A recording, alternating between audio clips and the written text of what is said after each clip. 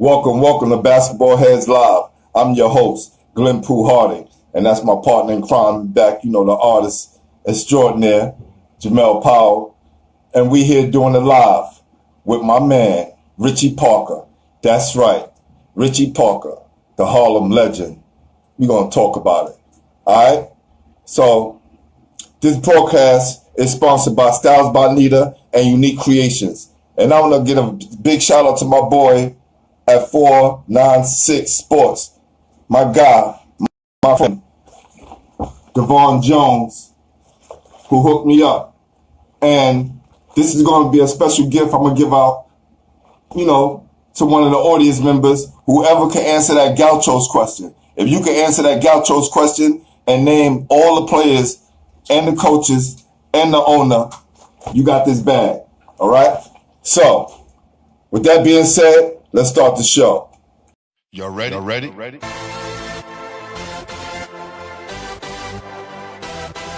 Yeah.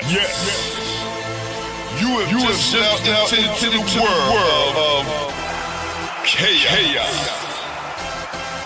Where everybody goes hard. Come on. Go hard.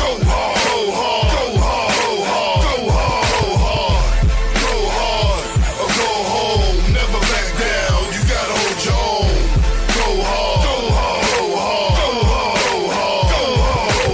East Coast. Go hard. West Coast. Go hard. Midwest. Go hard. Dirty. Hurry up, everybody, get online, buy your tickets, cause the game about to start. No, what's good? What's going on, brother? Chillin', what's going on? Everything good? How are you? Oh, man, I'm blessed, brother. Highly blessed, brother. Especially the climate that's going on in the country right now, Yeah, I know, it's crazy. Yeah, man. Last time I saw you, man, what was it, Winsburg? Yeah, that was a long time. Yeah, you was reffing my kids in the game, was it? That was where was that at again? I think we was playing the high school. Yeah, and we got smoked by, but we'll talk about it another time, man. Yeah. It's all good. But good to see you, my brother. Good seeing you. Yeah, man, I wanted to get you on, man, because your name has been coming up in a lot of conversations and different interviews, and people have been throwing your name out there. You've been on a team or played against you or whatever. Yeah. And even the audience members, what's up with Richie Parker, so I definitely want to get you on and holler at you, man. I appreciate it. I want to say thank you before we start. I appreciate it. No doubt. And this is the show where we want to give our brothers their flowers, you know what I'm saying? Yeah. Like, that's what it's all about. I started this show because I seen Lamar Odom on Drink Champs, and I always say this story, man. I reiterate it all the time. And I just felt like he wasn't treated fairly, And I think if he was amongst, ball brothers and talk about what made him Lamar Odom, which was the basketball, not the scandal. You get what I'm saying? Yeah, I think they was. It came off more like they was trying to set him up. They was trying to. Right. They kept There you go. And then me and my guys, they kept throwing it at me like, yo, G, you need to start the show. And I kept pushing them off. But after seeing that, it definitely pushed me to do this, man. So I'm glad to have you here, my brother. Yeah, I'm glad you're doing it. Congrats. Right.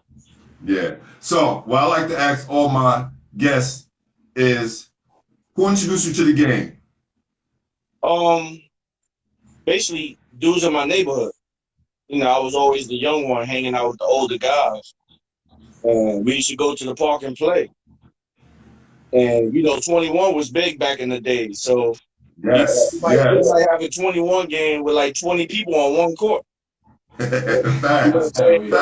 And besides that, they used to, back in the days, it used to be something called bumps. Right. If you had the lowest score, you had to bend over. He laughed in the back. You had to bend over and do the ball at you. They threw the ball at you. Right. So I started playing. I was young. I started playing with the older cats. I got tired of losing. So, and if you got 20 guys on the court, I kept picking dudes out and score more than him. Because some dudes, they have true, and they good. Right. So I started picking dudes out like, I'm gonna score more than him. I'm gonna score more than him until I got to the top person that always won. I had a dude on my block. He won in mostly every game. Wow. Once I got to him, then then I started moving to Douglas and Harlem Douglas projects. So Uh-huh. that's where I started. And they used to have Okay. something called super biddies and biddies. But when I played super biddies, they had to move me up because I was scoring too much. Wow. So So how go ahead, go ahead. then they moved me up to biddies, and I was scoring too much there. And since then, I just been playing with older guys. Right, and I wanted to say that too. Like, how important you think was playing like Utah 21, bottom bumps, all those games that help you develop your competitive edge. Well, it was real important. That's why, that was the fire for when you went to go play in the big tournaments. You was already competitive. Mm, Nowadays they don't have games like that. Kids ain't no, playing them games no more. So the competitive right. edge is not there. So if they play against their friends, I call it buddy ball. Yes. They play against their friends. They play against their friends and they not going hard. So Right. it translates for when they go play against the top player in the country or all the other people. They just not playing hard. And it's funny that you say that because that's the name of the theme song of the show is Go Hard or Go Home. Mm-hmm. Right? Because that's all I know how to do. Yeah. Right? You put yourself in a situation and you want to compete. Right? You want to compete against the best. And sometimes, when you're younger, you got to compete against older guys who are going to bump you, knock you down, not give you your calls. Right? How important was that on your game? Well, that was important because when you played against your age group, you could take the contact. You was already used to it because the old Right. dudes wasn't, they wasn't taking it easy on you. They was hitting you. They was doing everything to try to prove that you wasn't ready to be on their court. So it Mm, was important because if you can take that hit when you go play in your age group, you can dominate. right. Yeah. In our neighborhood, we had a court, right? It was called blood sport, right? We have 4 courts. All the rest of the courts were 4 courts, Uh-huh. right? And you can play half if you want, but it was just 1.5 court that was on to the side. And Yeah. that's where the older guys played. And they like played in jeans. You know what I'm saying? Like Yeah. they was coming from work and playing. And they called it blood sport because they didn't call that much. And it was rough. And some Yeah. dudes who just came home from jail, whatever, that's what they would play. Yeah. But And the older guys, when you got to develop, or if you wanted to develop, you went and played a blood sport. And by the yeah, time you went back and played against your age group, the contact it wasn't wasn't a nothing problem. because Right. the old dudes was really trying to make you bleed. Especially Yes. especially the dudes that just came home. So if you could take that contact, you could definitely take a contact if you 15, 14, 15, or 14, 15 year old hitting you like that, it's nothing. Right. Which is crazy. Who was the best player in your neighborhood? Was that kid who won all the 21 games? Was he the best player in your neighborhood at the time? At the time, because he was more athletic. He wasn't tall, but he was more athletic. His name was Greg. He was athletic. He could jump high. He Right. so and he was quicker than everybody. So, but it's hard. You had to develop when you playing 21, 22. Yes. You might have 5 guys guarding you. So Yes. you trying to, Yes. you really had to develop a jump shot because you wasn't getting to the basket. Right.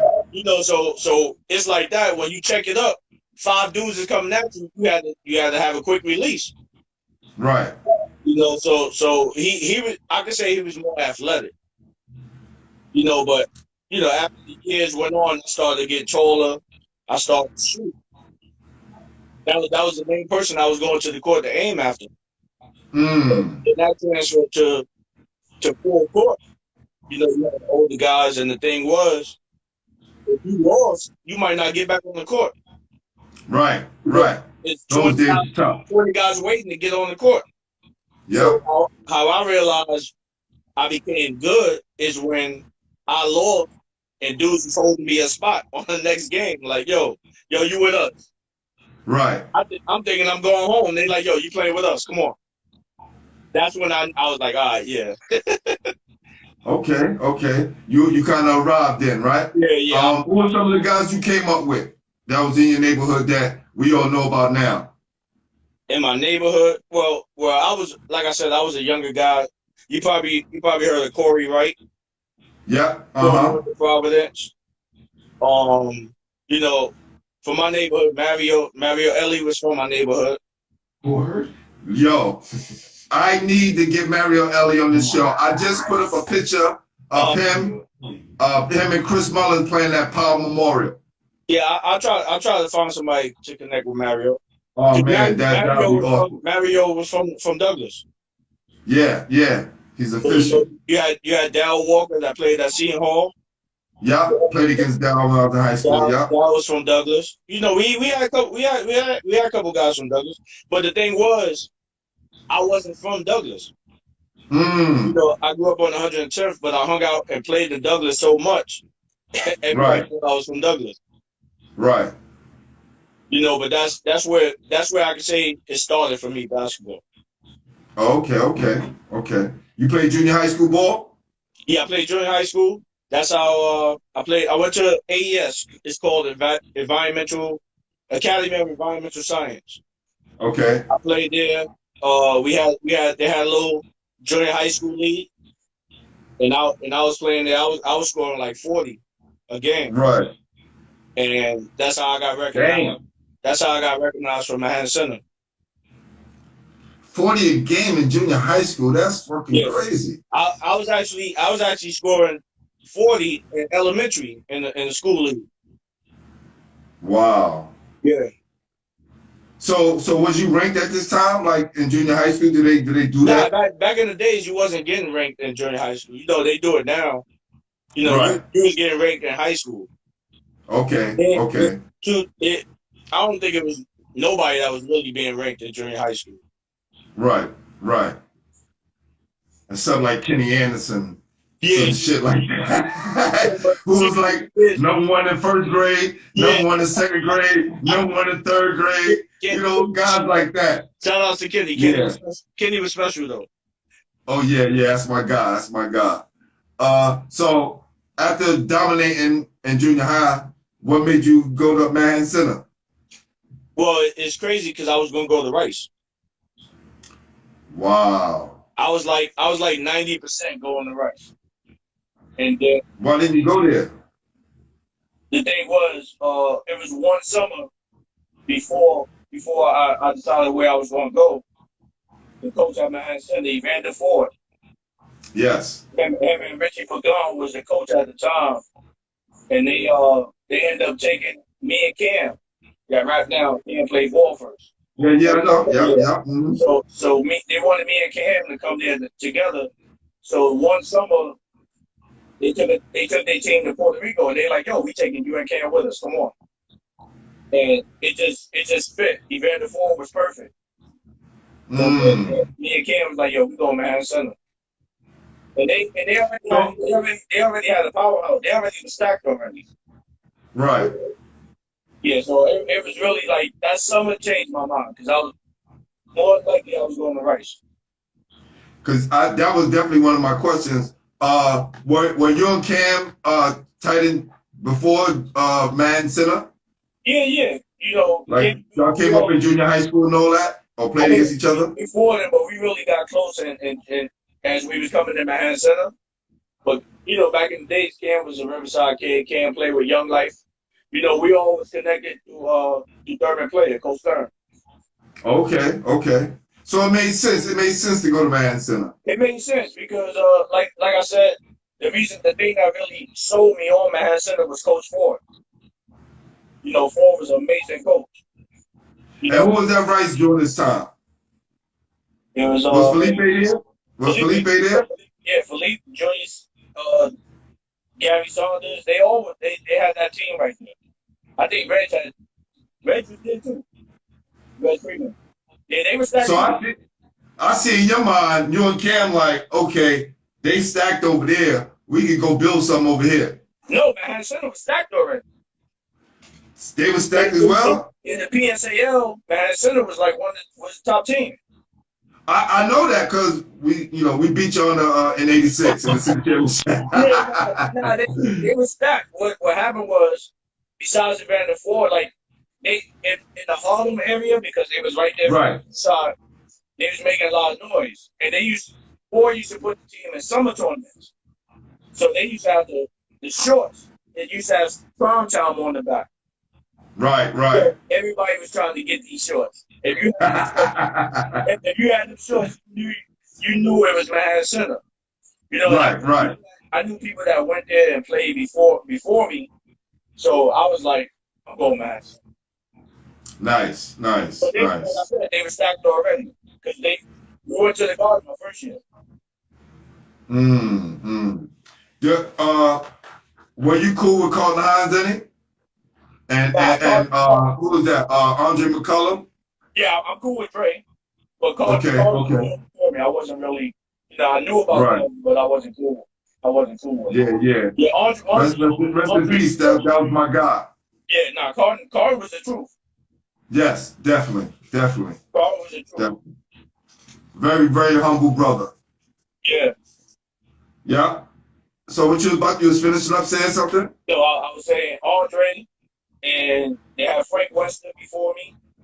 Okay, okay. They had Ellen Richardson, and when I got, like I said, when I got there, they were stacked already. I fit in. I went in. I said, I'm taking somebody's spot.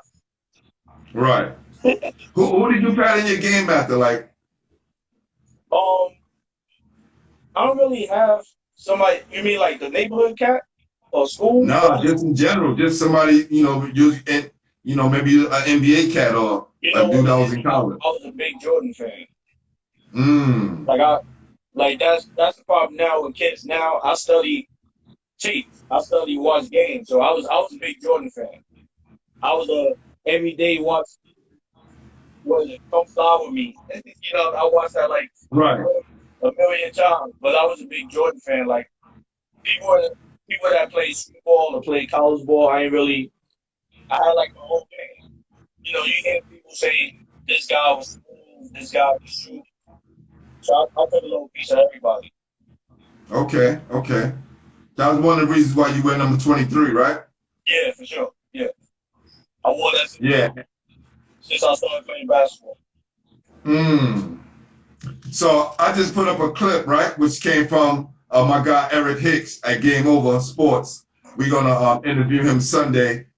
He run a awesome grassroots program here in Brooklyn, and he got put up some footage of you in the game. Okay. One time you come down, guard holding you, boom, you bake them, go to the hole, lay it up. Nice. Next play, they put a smaller guard on you, you back him down. You know what I'm saying? Yeah. A la Jordan. So I'm now that you say that, I'm putting the clip together, right? Uh-huh. You back him down, boom, the layup, miss it, tap in, rebound, because he's smaller than you. Yeah. Now they put the big guy on you, right? All into the 20-second clip. They put the big guy on you. You come down, boom, crossover, go past him, dunk it right in his face, and the other dude face as well. Yeah. So I was just showing my guy that footage. He was like, "Oh, Duke was serious." I was like, "Nah, he had game. He had like an all-around game." You know what I'm saying? Yeah. So it's good to show people who haven't seen or don't know, right? So they could be enlightened in what's going on. Even us kicking it right now, you know? Yeah. You know what it is? Like I said, I created like my own style of play. Right. I was more of a scorer. But I had high basketball IQ. So Yes. you can put a big person on me, I knew I was gonna go past you. Put a little person, I'm gonna post you up. I was 6'5", like in high school. During high school I was about 6'4". So I knew the game. So when you put them different matchup on me, I knew what I had to do at a certain time to score. Right. But I seen that clip though. Thank you. Okay. That's dope. That's dope. That was Gun Hill tournament. Okay. Okay. All right. All right. Yeah. So you put your name all uptown, like they definitely know what time it is. And then later on, you come down to Brooklyn and you do your thing, which is good, right? We'll definitely get to that. What AAU team did you play for? I was a Riverside kid. Oh, okay. I played Riverside. I started out. I played like 1 year with Menacing. They up in Harlem. God bless the dead. Ron Carlos. Yes. Ron was my coach. It was me, Shamgar, Jazz, Total Package. We had a nice crew. And we went to Low Lads with Ron Carlos with Menacing. And we ran through everybody. Gauchos, Stephanum. We ran through Riverside. And then when I came home, Riverside was like, yo, we want you to come play with us. And I went to play with Riverside and never told Ron Carlos. Right. So we ended up playing Menacing. We ended up playing Menacing in a championship game in the Bronx called Cadet Corps. And that's how he found out. Ron has been for about 10 years. God bless him. He beat me for a long time. Right. But but Riverside developed my game because even when I went to Riverside in 9th grade, Miss Lloyd and Coach Stern put me on the older team. Once again, I was playing with older guys.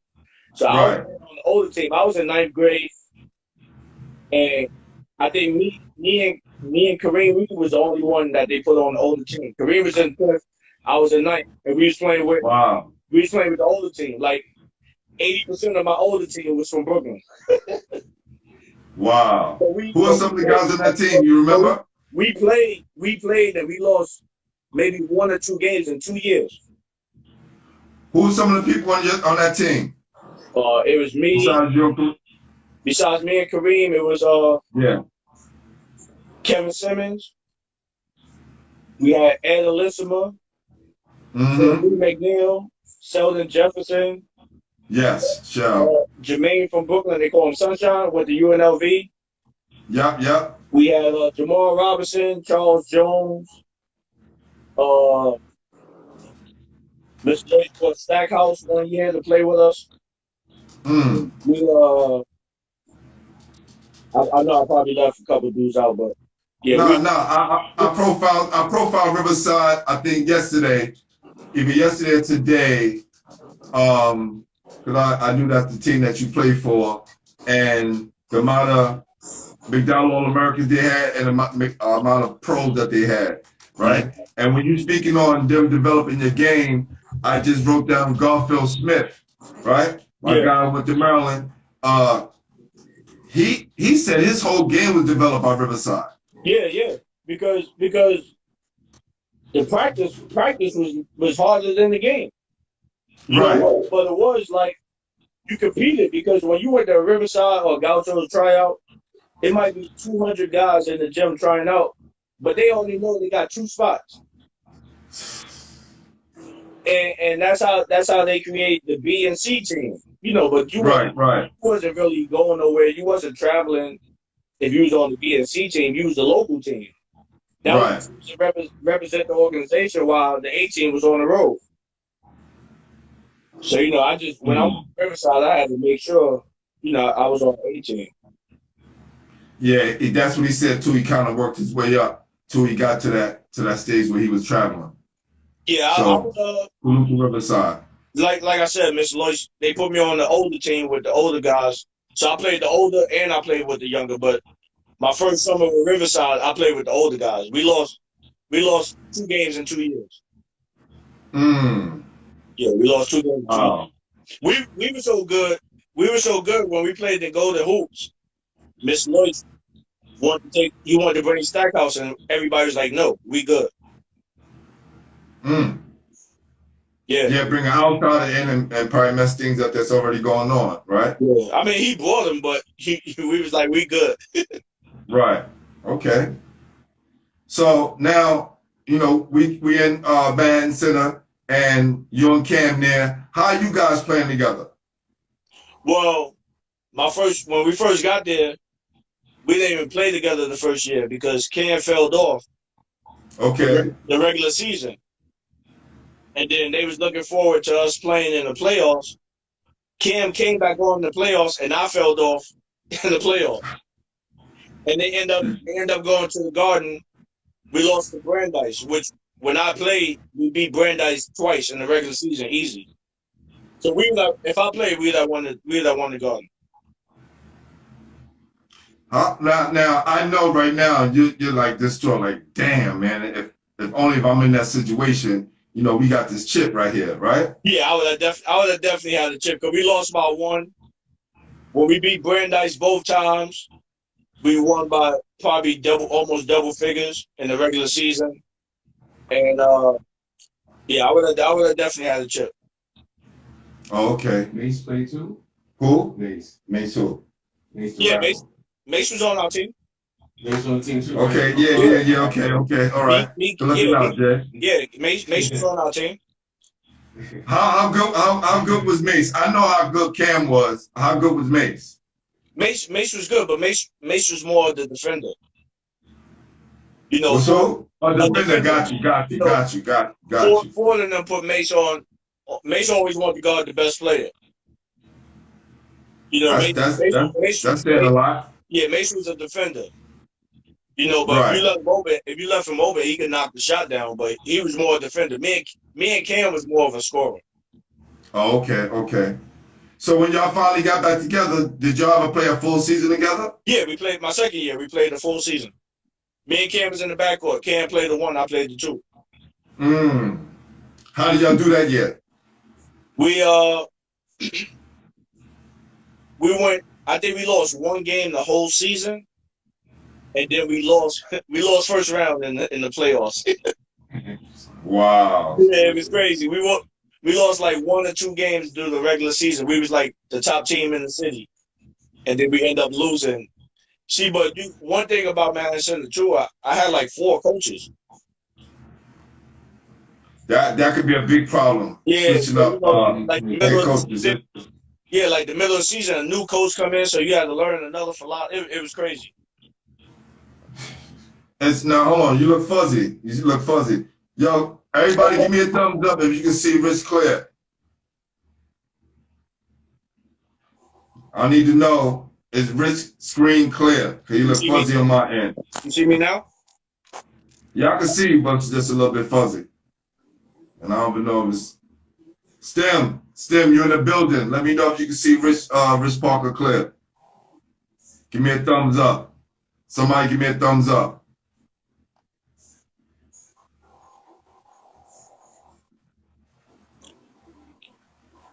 Yeah, I see you clear. Yeah. Now I can see you much better now. Okay.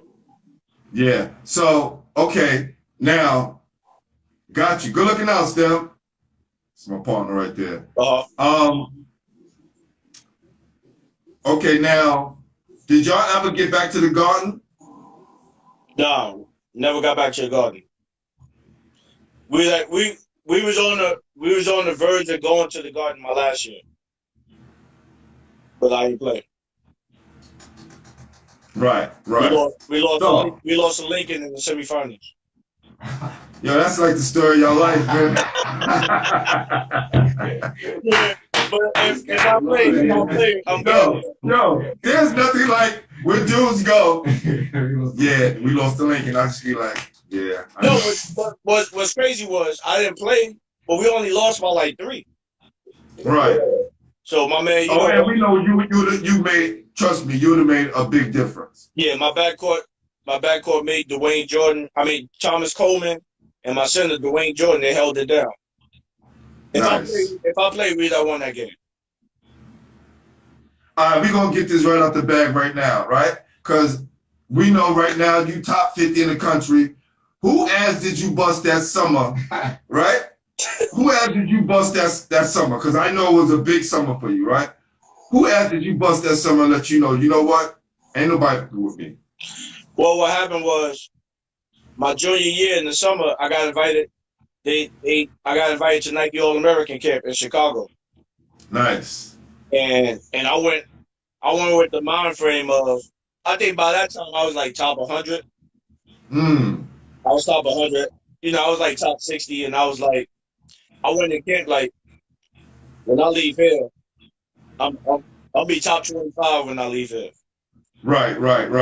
And like, people heard of me, but they didn't really know who I was. And you know, the marquee people at camp was Kevin Garnett, Ron Mercer at the time, Vince Carter. It was at Chicago facility, the Chicago Bulls facility. So that was one of the biggest camps. And it's funny and at really your home because Jordan's your dude, right? Yeah, but it's funny because my first game I had like 36. Shit. And my second game was against, they put Kevin Garnett and Ron Mercer on the same team. Damn. And it's crazy because I didn't know who he was at the time. It was me. Right. It was me. No, I knew who they was, but it was me and Jermaine O'Neal on the same team. We all in the 11th. Jermaine was in 10th. Shit. So the marquee game was when we played them. It was really Kev, Ron, and Jermaine. That was the marquee game. Right. So by that time, I was like, I'm killing this game. Because all the scouts was there. NBA scouts, everybody was there. You know, everybody from the camp was sitting around the court. And I think I had 38 that game. Yeah, I had 38 that game. And then my last game, I had like 30. I think I had like 30-something in that camp. Now, I need to know when you had 38. Was Ron Mercer guarding you? Yeah. Okay. That's all I need to hear. That's it. Because we played the same position. And it's crazy because we lost by 2. We lost by 2, and I pulled up for the 3 with 2 seconds left. It rolled in and came out. Word. It was so crazy. I was scoring so easy after the game. Kevin Garnett was like, yo, you should have went to the basket. Wow. He's like, yo, we would have won in overtime. We couldn't stop you. Wow. Yeah. And I know that sticks with you. You know, I had games, and we all had games like that, right? Where you like, damn, I should have did that. But look, you was going for the kill, man. Yeah. So who can blame you? When I talk about that game, I always tell people, if I had to do it again, I'm going for the 3 because I was so hot. Like I said, it went in and came out. So after that game, I knew I was respected because the rest of the camp, Kevin used to be like, yo, Rich, come sit with us. We're going to watch this game. We're going to come sit at the cool table. Come on, like the real party's over here, fam. Like the first day, I'm sitting in the corner by myself, just watching games. Right. I got cool with Jermaine. We chilling. But after that game, they was like, yo, we over here. We're going to watch. Oh, we're going to watch this game. We're going to watch Vince. We're going to do this. Yeah. Wow. Then when I came home, I moved all the way up the ladder. Nice. So now you finished the All-American camp. You dominate. We know there are some schools recruit you, but Ray Haskins reached out to you. Nah, not in high school. I didn't. Who reached? Like, how did you get there? We want to get to that process. How did we get there? After yes. In high school, I could have went anywhere I wanted. Like, you know, top coaches sitting in my living room trying to get me to come. Then I end up going to school in a junior college in Mesa, Arizona, Mesa Community College. Oh, okay, right. I went there for a year, and I was just doing academics. I didn't play. So while I was there, it's crazy. Once again, I was going to go to USC, where Henry Bibby was there at the time. And Roger Rose had transferred there. Right. Henry Bibby was reaching out to me almost every day. And Roderick was writing me letters like, yo, come, we're dominate. Wow. So, but they had wanted me to go back to junior college the following year to play 1 more year. Like a lot of schools wanted me to go back to Mesa and play the last year. Play 1 more year. Because you sat out a whole year, right? They probably didn't want to clean up some of the rust or whatever. They wanted me to go back and play. And I came home and I connected with Ray Haskins. I connected with Ray Haskins, and Julius Allen was the assistant coach. So Ray Haskins brought me down to Brooklyn, and I already knew Charles because we played in Riverside together. Yeah. And I knew Mike. Right. So I knew if I came to LIU, I knew what I was getting. I had Charles and Mike. And then at that time, Greg Harden was on the team. Greg Harden played with me at Riverside. Right. So it was a lot of people I knew already. But when I met Ray Haskins, I was like, I was sold because Ray was one of my favorite coaches. Ray was more like a father figure. So, Ray was running gun, Brooklyn style, uptown style, New York City style. We just ran it. We led the nation 2 years in a row. So, going back, when I met Ray, he was like, yo, I want you to come here. He's like, I got you. I already knew Julian, so I was like, Charles, Mike. He's like, yo, y'all can be the big three in this league. So I was like, y'all definitely was. So once I visited the campus, I was like, yo, I'm coming here. Come on, I'll sign. Wow. Let me tell you, I always thought Ray Haskins got a raw deal in New York City because there's no way you coach for 8 years at Alexander Hamilton and go 179-14. Yeah, I seen that interview. It's ridiculous. Like that's just some ridiculous number. I gotta put this on record too. Uh-huh. I watched Coach Haskins interview, and he keep talking about how good he was, but I can't find nobody to verify that. I think Coach hung around all the nice players. Right? Because all the nice players kind of lived in this neighborhood. So, oh man. But his work and record speaks for itself. Yeah. And every team he touched, they always improved. They got better. Yeah. So, yeah. So while y'all was there, how many times did you guys go to the tournament? We went to the tournament my first year, and then we went to the NIT my second year. Who did y'all lose to? In the tournament. Second year. In the tournament, we lost. Yeah. We lost to Villanova. And the second year, who y'all lost to in the conference championship? FDU. Damn, yo. And, yeah. And I didn't mean to say that because, I went there, yeah. We was up by 10 with like 2 minutes left. Let me tell you, I think their left-hand guard, Elijah, was there at the time, right? Elijah hit the three to win the game. At that time, my coach, and I think when Elijah and them came too, my coach had enough of having really talented guards and players and not let them go because he had such really good big men. And I think when Elijah came, and that's the reason why I was so happy for him, because he got to do his thing, right?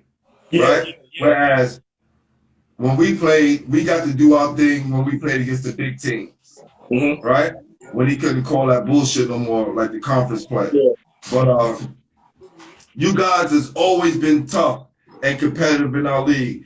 And when I seen you guys make the turnaround, and you guys had yourself, Mike, who came up around my way. I knew Mike since he was a little kid, and Charles. And then looking up to Ray Haskins, even though y'all played against FDU, I was rooting for you guys.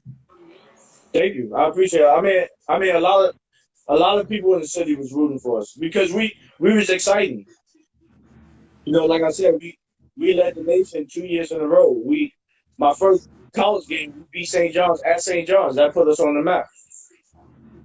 Yeah, because St. John's ruled the city for a long time. They had that dry spell, and when they had that dry spell, you guys ran the city. Yeah, literally. It's crazy because in the paper before we played, they had us losing about 50 points. But Brian Mahoney was the coach. He recruited me. He knew who Charles was. He was like, "Nah, this ain't gonna be easy." He said that's a Big East backcourt. Right. Facts. And we beat them at St. John's. Yeah. How was that after the game? Like, I know y'all came back to the NEC saying there ain't nobody with us. It was crazy because like I said, it was my first college game coming back. it was Charles' first game after Rutgers. Yeah. It was Haskins' coming out party. So Wow. we was on cloud nine. But one thing That's crazy. I can say about Coach Haskins is every year he had a big schedule for us. We always schedule. You always played the really big teams. Yeah. So who was somebody else you guys, some other guys in college that you guys played against, or team that you guys played against? Besides Villanova, we played University of Hawaii. We played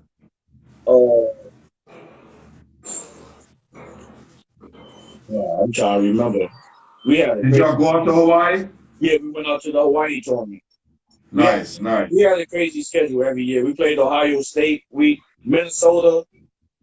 We played everybody. Like I think mostly a few teams that we played, they had one guy that went probably first round.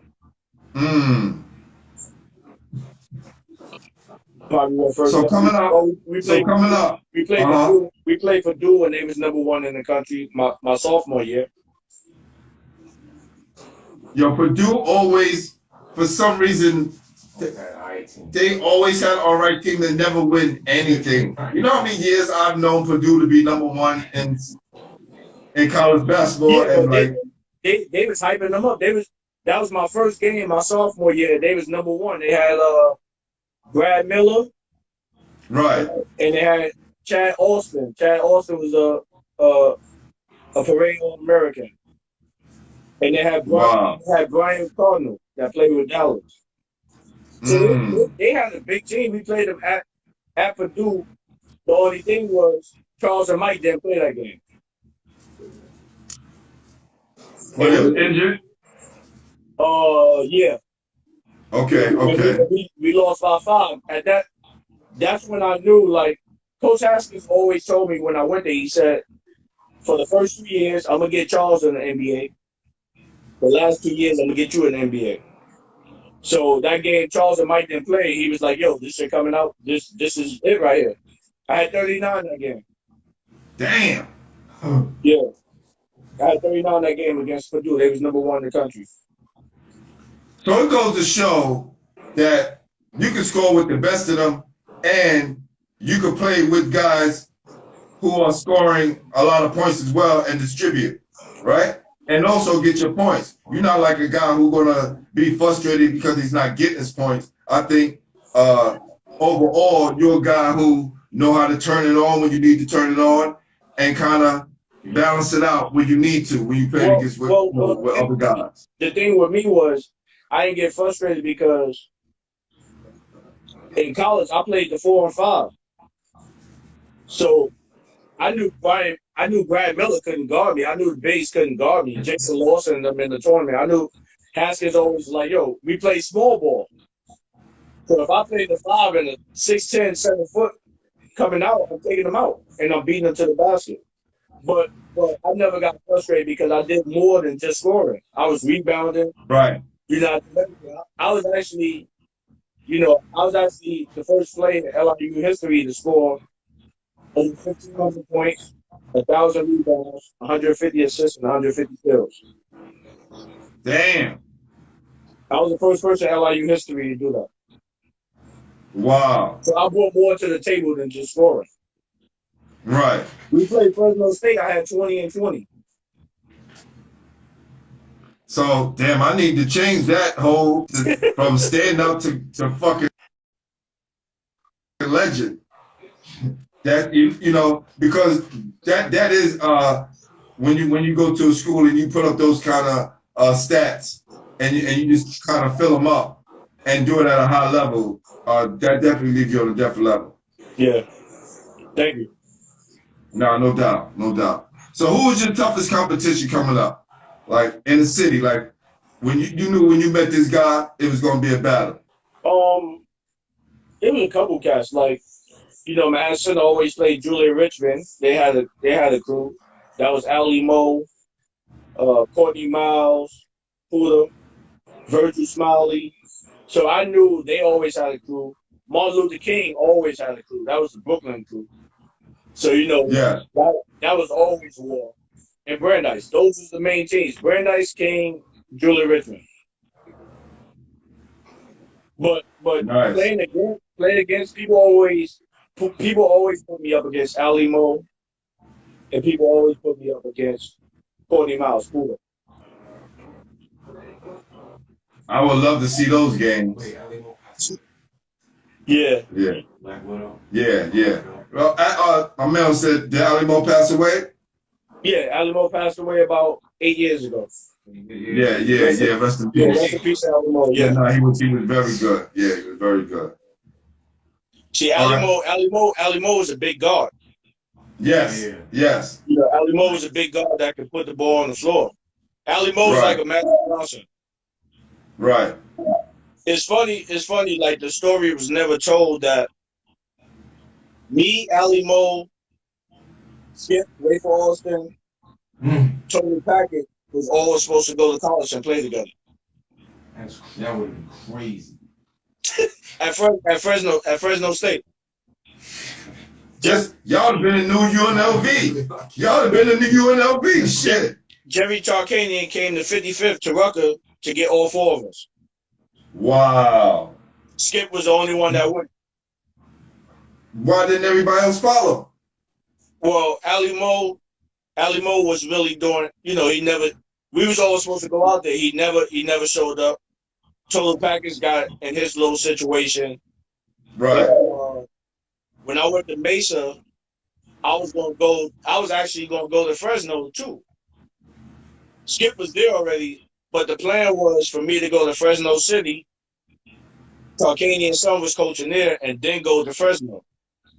When I went out there, we got caught up. We was at the light. Like it wasn't about, nothing. It wasn't no issue that we had with somebody else, but we was out one night. Skip was taking me out, showing me around. And something happened at the gas station with a Mexican gang. Now I was like, yo, put me back on the plane. I'm going back home. Yo! Yeah, that's crazy. They shot the car. Wow. The car that was in front of us. Oh, hey, my man said it's a little blurry. Your camera's a little blurry. Oh, so it wasn't meant for that. Now, yeah, it was meant for sure. Oh, he's like, I'm out of here. Yeah, a little bit more. It's blurry now. It's still blurry. I'm clear on this end. All right, so maybe it's gonna come clear after the watch through. All right, so now who can you say, right?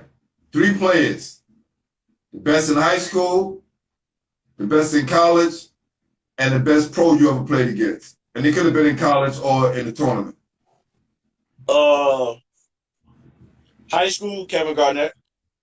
Nice. So let me take that back. That could have been best pro. The best person I played against in high school was Allen Iverson. Where was that? When you played against him in Virginia? In Virginia. Okay. The Boo Williams tournament? Yeah, Boo Williams tournament. It was him. Boo Williams always had 2 people. It was him and Tony Rutledge in the backcourt. Tony went to Wake Forest. But Iverson was always tough. He was always tough. But besides Iverson, Kevin Garnett. Those be my 2 people. Okay.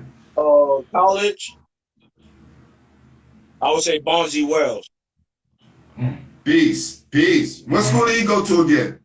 Bonzi Wells was it Bowling Green? He went to one of the mid-major schools where he was just killing everybody. No, he gave us 50. He was legit. He had a legit game. Yeah, he had a legit game. And then before you move on to the pro, right? I just want to say, when you meet one of those players, one of those special players, and you like, no matter if he give you 20, 30, 50, whatever, you know the difference between them and everybody else. Yeah, I mean, because when you at that level, you recognize basketball, you know that somebody's legit. Like Right. Like AI, Kevin Garnett, Bonzi was legit pros at that stage. Like Kevin Garnett still had the same game when he was in high school. Wow. AI still had the same game as he in high school, so you can see the potential. You knew Right. that they was legit pros at that time. Right. Same with Bonzi Wells. Hmm.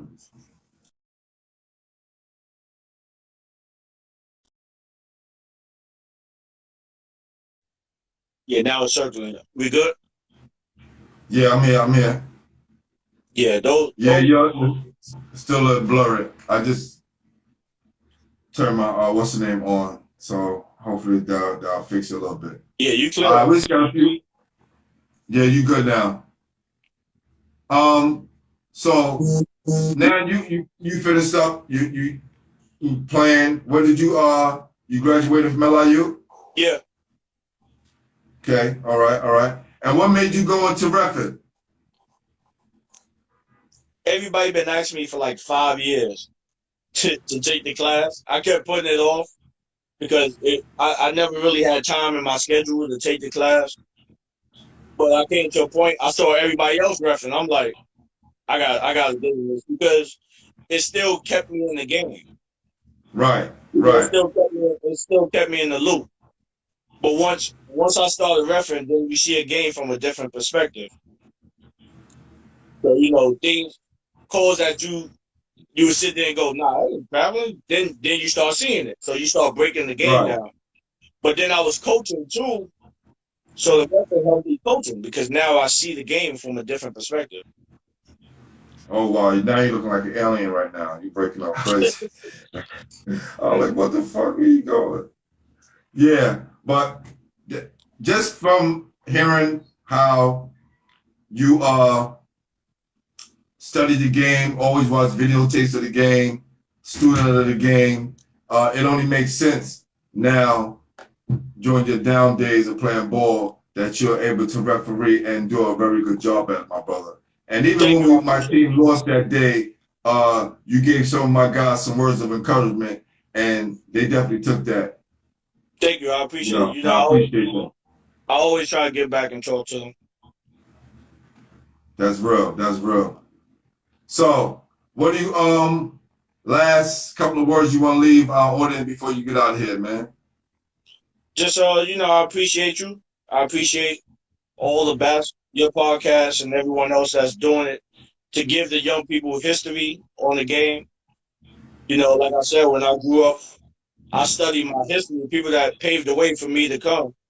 Yeah. Whether it's football or NBA. I don't think kids is doing that nowadays because you see some kids now, and I like you said, I ref, so they look at me and they don't know who I am, but their parents like, yo, that's such and such. So Right, right. so the parents got to break it down to them. But that when I was back in the days when I was in their shoes, I knew who such and such was There you go. because I studied my history. But that's Right, kids got to study their history. right. Who that right there, fam?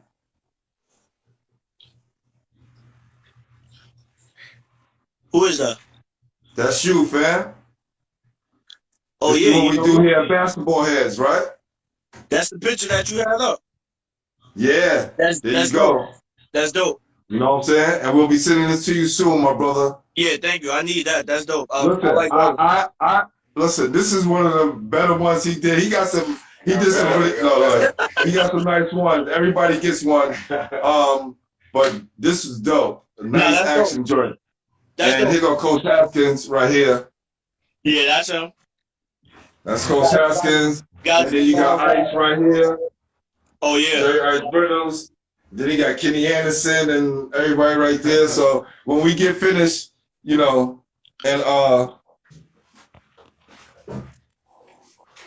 once we gonna send them out to you guys, and just show appreciation, man. This is something that we wanted to do. Both of us are ball players. I played at Lincoln and Fairleigh Dickinson, and he played at Jackson. So we're city guys, man. We're PSL to the heart, and we love our Catholic school guys too. and our street ball players. You know what I'm saying? So Thank you, we man. want to try to give everybody a home and a platform so they can come on and tell their story. Yeah, we appreciate y'all Yeah. too. We appreciate y'all. No doubt, no doubt. So, Rich, I ain't gonna hold you too longer, man. Too much longer. Well, at this point, we just wanted you to think about some people who you want to nominate to come on Basketball Heads. And, you know, you just hit me up and be like, yo, G, this somebody I think you should interview. Yeah. A couple of cats. And I need some more Harlem cats, right? I got all my Brooklyn cats. You know what I'm saying? Got cats from Queens, whatever. I need my Harlem cats to represent. I got you. I'm gonna hit you up with some names. All right, my dude. All right. Appreciate it. I appreciate you. Salute. All right. All right. Thanks for coming by, people. I hope y'all appreciate it and enjoyed my man's story. For sure. It's official. Later. Richie Parker. All right.